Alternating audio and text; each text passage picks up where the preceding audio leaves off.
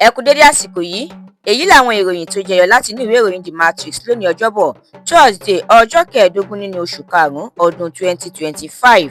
Ẹniọlá Sálíù lórúkọ mi. Ogunlọ́gọ̀ omilẹ̀ngbẹ àwọn ọmọ Nàìjíríà pàápàá jùlọ lórí àwọn ìkànnì abánidọ́rẹ̀ẹ́ ni wọ́n ti ń pè fún kí ọ̀gá àgbà àjọ JAMB kọ̀wé fipò rẹ̀ sílẹ̀. Ẹgbẹ́ àwọn olùkọ́ ní ilé ẹ̀kọ́ gíga lórílẹ̀‐èdè yìí ìyẹn ASUU ti ní òun yóò gbé ìgbésẹ̀ òfin lórí àjọ JAMB látàrí fífìdírẹmi tí ọ̀pọ̀lọpọ̀ àwọn akẹ́kọ̀ọ́ tó ṣe ìdánwò àṣewọlé sí ilé ẹ̀kọ́ gíga ìyẹn UTME fìdírẹmi nítorí àṣìṣe àjọ ọ̀hún. Àjọ JAMB ti ń ṣètò àtúnṣe ìdánwò fún àwọn akẹ́kọ̀ọ́ tí kò dín ní 300 ní apá gúúsù ìlà oòrùn orílẹ̀-èdè yìí àti ìpínlẹ̀ Èkó.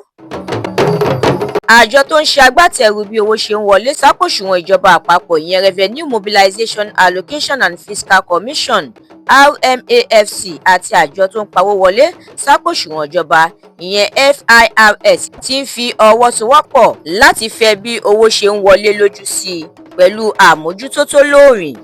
Wọ́n ṣàgbékalẹ̀ ìgbìmọ̀ tí yóò ṣiṣẹ́ lórí ìgbésẹ̀ náà.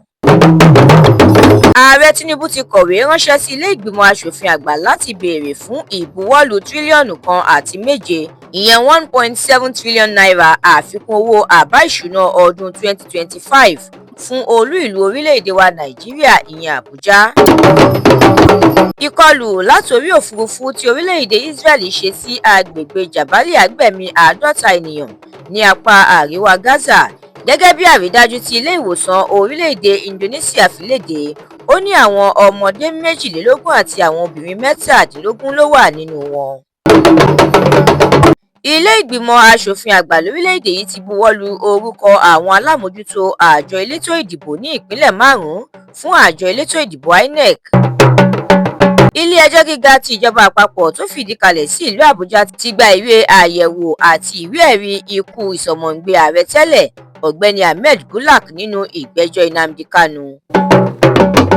Níṣe ni wàhálà inú ẹgbẹ́ òṣèlú APC nílùú Agége túbọ̀ ń gbilẹ̀ sí i pẹ̀lú bí ìgbìmọ̀ olùpolongo ìbò ààrẹ ìyẹn Presidential Campaign Council PCC ní Agége àti orílẹ̀ Agége ṣe dìde tako èsì ìdìbò abẹ́lé eléyìí tó wáyé lọ́jọ́ Sátidé tó kọjá. Wọ́n ní Ọba Sáló wà nídìí mọ̀kàrúrú ètò ìdìbò ọ̀hún. Àbúrò ti sọ̀rọ̀ o, ó ní kí Peter Obi bọ́ sí gbangba kó wá ṣàlàyé bí owó ṣe wọlé nígbà ìpolongo ìbò rẹ̀ lọ́dún 2023. Bákan náà ló ní ẹ̀sùn ìkówójẹ tí wọ́n fi kọ òun kì í ṣe tòun o. Látàrí iṣẹ́ abẹ tí Táíwò Awoniyi ṣe, Victor Osimhen àtàwọn ọmọ ikọ̀ ẹgbẹ́ agbábọ́ọ̀lù Super Eagles tó kù ti ránṣẹ́ ìkíni sí i. Láti ka àwọn ìròyìn yìí lẹ́kùnrẹ́rẹ́ ẹ darapọ̀ mọ́ TheMatrix lórí Facebook, Instagram, TikTok, YouTube àti X.